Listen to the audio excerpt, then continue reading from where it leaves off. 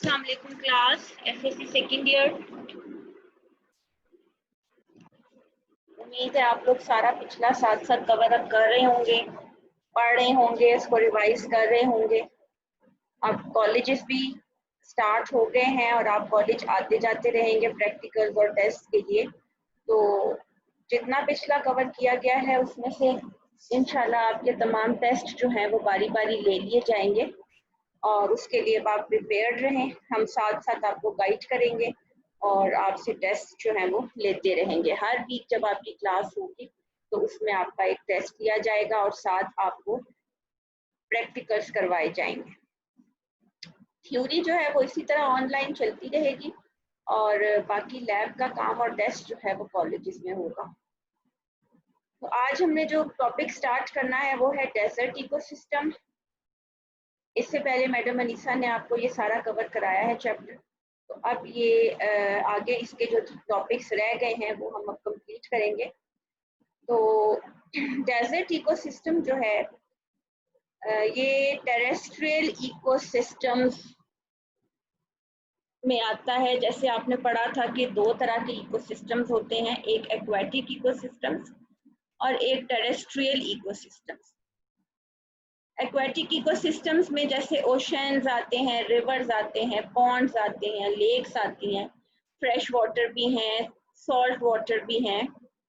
इसी तरह टेरेस्ट्रियल जो हैं वो भी अपने रेनफॉल, प्रेसिपिटेशन, प्रोडक्शन के हिसाब से उनकी भी बहुत सी कैटेगरीज हैं और जो प्रोडक्शन है वो रेनफॉल पे ही डिपेंड करती है। जैसे ट्रॉपिकल रेन फॉरेस्ट में सबसे ज़्यादा रेन्स होती हैं और वहाँ पे सबसे ज़्यादा प्रोडक्शन होती है, प्लांट्स ज़्यादा होते हैं।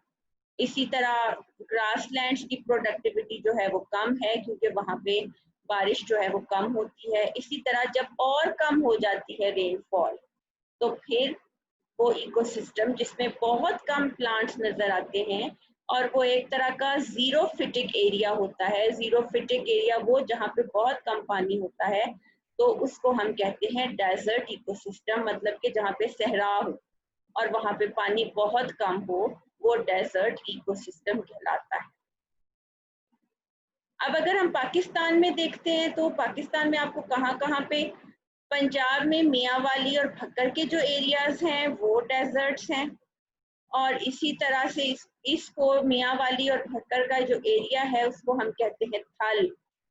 और इसके साथ साथ अगर हम उसको सिंध में देखें तो जो सिंध में एरिया है वो है थर के नाम से। और ये पाकिस्तान के एरियाज हैं जो कि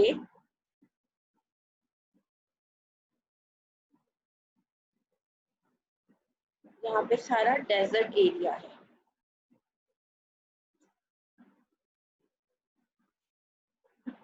और इसी तरह अगर आप सदरन पंजाब में देखें तो जैसे फोर्ट अब्बास, ये एरियाज के नाम है, बहावल नगर, यजमान, बहावलपुर जिसको चोलिस्तान भी कहा जाता है, खानपुर, रहीम यार खान, ये सब वो एरियाज हैं जहाँ पे डेजर्ट्स हैं। और फिर सिंध में अगर आप देखें तो जो डेजर्ट इकोसिस्टम है उसका नाम थर है। आपने सुने होंगे ये सारे नाम, थर जहाँ पे साल हर साल बारिश नहीं होती और वहाँ पे बहुत खुश्क साली होती है, कहत पड़ा रहता है और लोग बहुत दूर दूर से पानी जो है वो लेकर आते हैं। और इसी तरह जो थल का इलाका है वो पंजाब में है सारे का सारा। ये सब वो शहर और वो एरियाज हैं जहाँ पे पंजाब में जो डेजर्ट्स है ना वो पाए जाते हैं। अच्छा, अब आगे आपको बायोम की टर्म याद होगी। अगर बायोम्स जो है वो बड़े बड़े जो इकोसिस्टम्स हैं उनको कहा जाता है। और डेजर्ट का जो बायोम है वो कहाँ है दुनिया में और वो उसमें रेनफॉल कितनी होती है, अब हम उसकी थोड़ी सी डिटेल देखते हैं। These biomes are found on every continent, often around 20 to 30 north and south latitudes। अगर हम जमीन को एक तो इक्वेटोरियल लाइन होती है जो सेंटर से जमीन को दो हिस्सों में डिवाइड करती है। दीज आर हाइपोथेटिकल लाइंस जो आपने ज्योग्राफी में पढ़ी होंगी। तो इक्वेटर के साथ ऊपर नीचे अगर हम इसी तरह से हॉरिजॉन्टल लाइंस जो हैं वो डालते जाएंगे सपोज उसको डिवाइड करने के लिए, तो उनको हम कहते हैं लैटिट्यूड्स। और अगर वर्टिकल हम जमीन को डिवाइड करते हैं तो उनको हम कहते हैं लॉन्गिट्यूड्स। तो हम अगर लैटिट्यूड चले जाएं, क्योंकि इक्वेटर को अगर हम 0 कंसिडर करें और 0 से हमने फिर ऊपर और नीचे जाना है नॉर्थ और साउथ की तरफ, ऊपर नॉर्थ नीचे साउथ, तो 20 to 30 नॉर्थ ऊपर और नीचे अगर हम मूव करते हैं तो and also in the rain shadow of major mountain range, बड़े बड़े वो माउंटेन्स जिनके पीछे एक शेडो है जहाँ पे बारिशें नहीं होती, तो वो एरियाज जो हैं वो सारे डेजर्ट होते हैं या जीरोफिटिक एरियाज होते हैं। Desert include a variety of environments, और at one extreme are certain areas of Sahara or Chile where it virtually never rains and there is no vegetation at all. तो दुनिया में Sahara desert और chilli desert ऐसे बड़े बड़े desserts हैं जहाँ पे कहते हैं कि जिंदगी में कभी बारिश हुई ही नहीं है और कोई वेजिटेशन नहीं है, और बहुत बहुत बड़े एरिया पे आपको ये डेजर्ट नजर आते हैं और यहाँ पे कोई लाइफ नहीं होती, और वहाँ की अगर लाइफ है भी तो वो बहुत मुश्किल और सख्त हालात जो है ना उनका सामना करती है। The more common desert, however, are characterized by widely spaced vegetation and large areas of bare ground. तो एक डेजर्ट से आपके दिमाग में क्या आता है कि दूर दूर कहीं कोई कैक्टस टाइप प्लांट्स लगे होंगे और ज्यादातर एरिया जो है वो बेयर होगा जहाँ पे कोई वेजिटेशन नहीं होगी। जो रेनफॉल है वो कितना होता है, लेस देन 25 to 50 सेंटीमीटर या 10 to 20 इंचेस और नॉट एट ऑल, तो ये बहुत कम रेनफॉल है। अब हमने देखना है जब हम एक इकोसिस्टम स्टडी करते हैं उसमें सबसे मेन चीज होती है कि वहाँ के प्रोड्यूसर्स और कंज्यूमर्स कौन कौन से। Now what about plant life. Plants are often widely spaced, तो प्लांट्स जो हैं वो दूर दूर होते हैं क्योंकि पानी कम होता है जमीन में, इसलिए उनको पानी नहीं मिलता, और अगर प्लांट्स बाय हैंड भी लगाए जाते हैं तो वो दूर दूर लगाए जाते हैं। The perennial plants are bushes or cacti with large shallow root system. इसका ये मतलब होता है कि जो पेरिनियल प्लांट्स हैं और बुशेस हैं या कोई झाड़ियां लगती हैं या कोई पौधे होते हैं जो साल हर साल लगे रहते हैं उनको हम पेरिनियल कहते हैं। जैसे कैक्टस है जिसपे कांटे होते हैं। With large shallow root system, shallow का मतलब है इतनी गहरी रूट्स नहीं होती क्योंकि पानी है ही नहीं जमीन में, तो जमीन के नीचे ही सारी जो रूट्स है वो फैलती जाती हैं दूर दूर तक और पानी जो है वो अब्सॉर्ब करने की कोशिश करती हैं। उसको हम कहते हैं कि रूट सिस्टम तो बड़ा है लेकिन बहुत डीप नहीं है, वो शैलो है, और वो सरफेस फीडर्स की तरह होता है, जैसे वो ऊपर ऊपर जमीन के सतह से थोड़ा नीचे ही वो फैल जाता है। Plants are covered with waterproof waxy coating. अब ऐसे प्लांट्स जो कि एक डेजर्ट में या जहाँ कम पानी है वहां पे ग्रो करते हैं, उनके अंदर बहुत सी अडेप्टेशन होती हैं।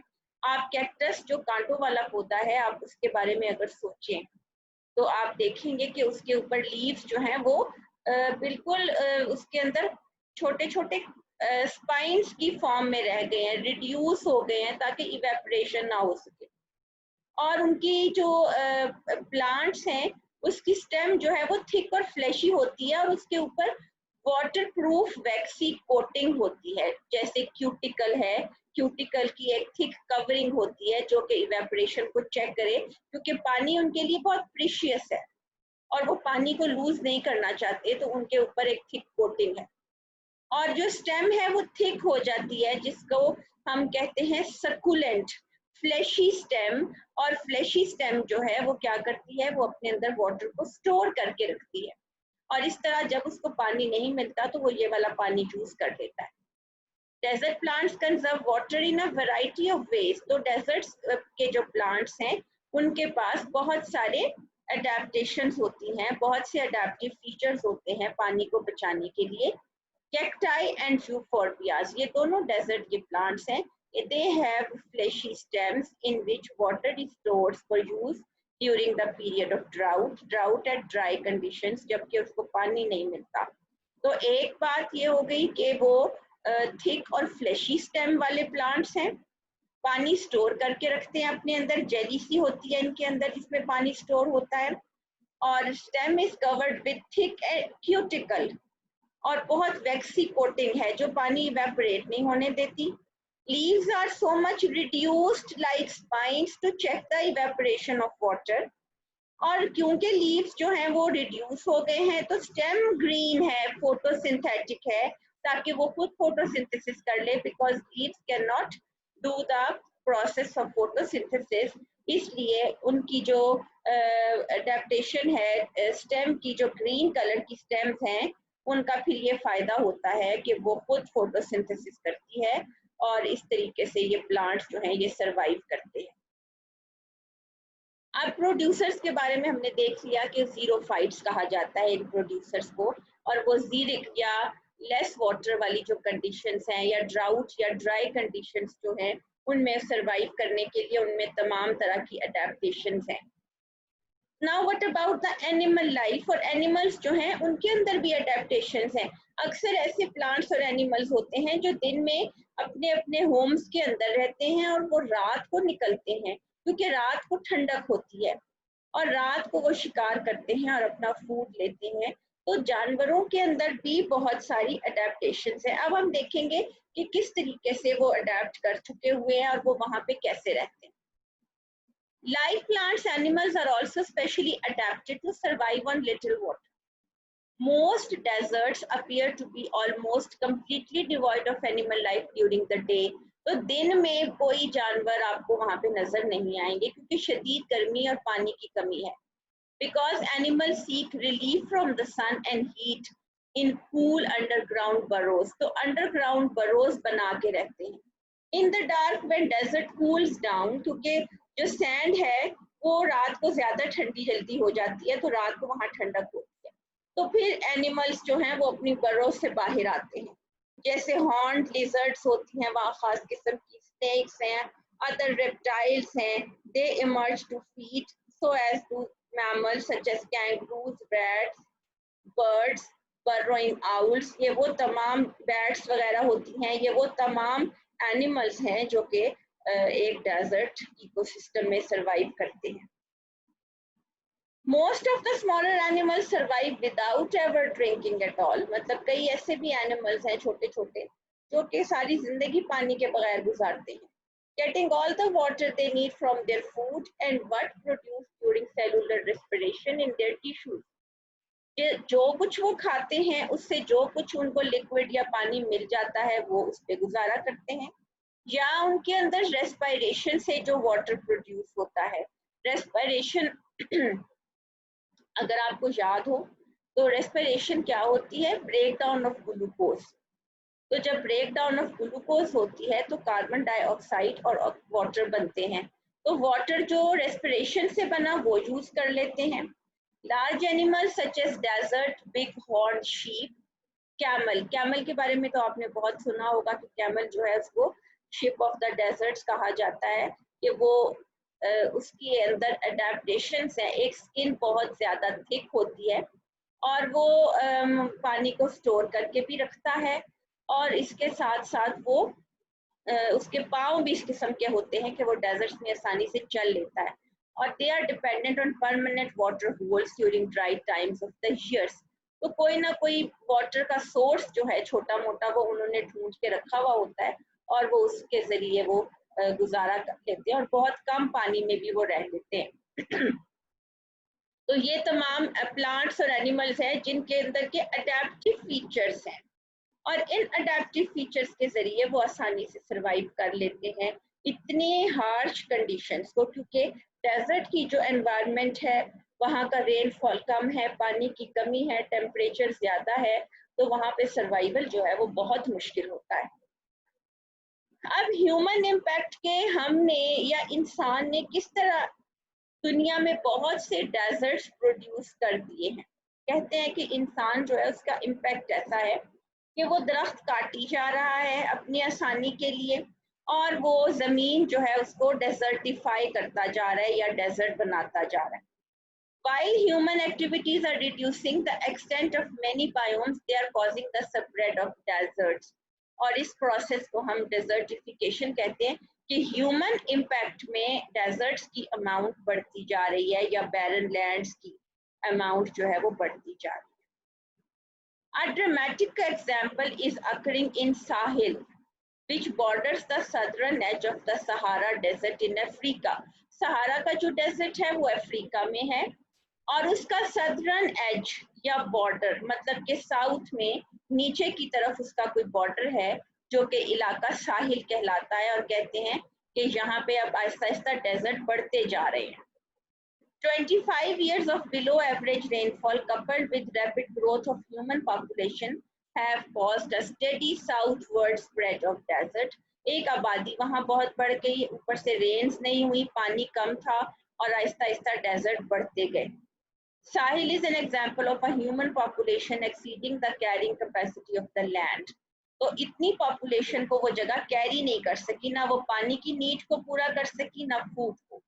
Loss of the productivity of the ecosystem is nearly irreversible and massive famines, और वहां पे फिर कहत पड़ा और इतनी दुनिया जो है वो मास माइग्रेशंस जो है वो करके दूसरे इलाकों में गई और बहुत से लोग मर गए।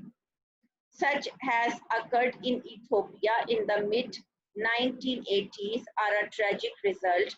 तो 1980s के मिड में मतलब कि 85-86 में इथोपिया उस एरिया में मौजूद है और यहाँ पे कहत पड़ गया था और बहुत दुनिया जो है वो उसका शिकार हो गई, बहुत से लोग मर गए और उसके अलावा बाकी सबने मैसिव जो है वो माइग्रेशंस की और वो लोग दूसरे एरियाज में चले गए थे और वो एरिया सारा जो है वो अब डेजर्टिफाई हो गया। डेजर्टिफिकेशन का मतलब है कि ह्यूमन एक्टिविटीज की वजह से एक जगह जो है वो डेजर्ट में तब्दील हो जाए। तो this is all about desert ecosystem. और डेजर्ट इकोसिस्टम जो है वो एरिया होता है या वो बायोम होता है या वो टेरेस्ट्रियल इकोसिस्टम होता है जहाँ पे एनुअल रेनफॉल बहुत लो होता है, वाटर अवेलेबिलिटी बहुत कम है, वहाँ पे लाइफ बहुत टफ है और वहाँ के जो प्रोडक्ट प्रोड्यूसर्स और कंज्यूमर्स हैं वो उसके मुताबिक अडेप्टेड हैं। जैसे प्लांट्स जो हैं उनके अंदर रिड्यूस्ड लीव्स हैं, फ्रेशी स्टेम्स हैं और स्टेम्स जो हैं वो ही थिक क्यूटिकल के साथ हैं और फोटोसिंथेसिस करती हैं। और इसके साथ साथ जो एनिमल्स हैं वो भी अक्सर रात को निकलते हैं, दिन में वो अपनी बरोज में रहते हैं और इसके साथ साथ उनके अंदर और भी अडेप्टेशन होती हैं, उनकी स्किन्स जो हैं वो थिक होती हैं और इसके अलावा वो कम पानी में गुजारा कर लेते हैं और पानी ज़्यादा इवेपोरेट नहीं करते, तो इस तरह वो अपनी ज़िंदगी वहाँ पे गुजार लेते हैं। तो this is all about desert ecosystem और इसको अब अच्छी तरह से गर्ल्स पढ़ें और अब क्लास जब हुआ करेगी उसमें जो जो कोई पॉइंट्स हैं जो आपको समझ नहीं आते उनको हम डिस्कस किया करें। ओके, अल्लाह।